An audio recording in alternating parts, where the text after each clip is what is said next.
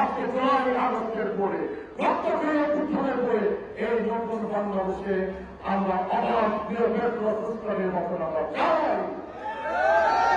আমরা চাই বাংলাদেশের নির্বাচিত সরকার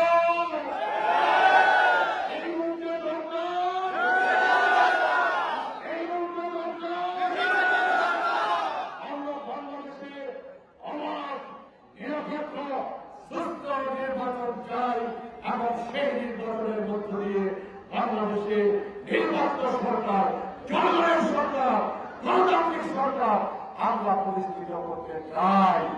বাংলাদেশে অনির্দিষ্টকালের জন্য, অনন্তকালের জন্য বাংলাদেশে আমরা অনির্দিষ্ট সরকার, অন্তর্বর্তীকালীন সরকার আমরা দেখতে চাই না।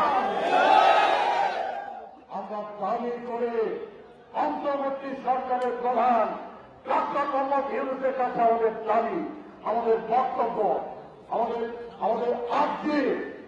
বক্তব্য পরিষ্কার। আপনি লন্ডনে বলছেন জুলাই মাসের প্রথম দিকে জাতীয় সংসদে নির্বাচন অনুষ্ঠিত হবে। আজকে 5 তারিখ ঢাকায় আপনি সমাবেশে আজকে আপনি ঘোষণাপত্র জাতির সামনে আপনি হাজির করবেন। আগামী 8 তারিখ আপনার সরকারের 1 বছর পূর্ণ হবে। আজকে গণতন্ত্রের অভ্যুত্থানের 1 বছর পূর্ণ হল।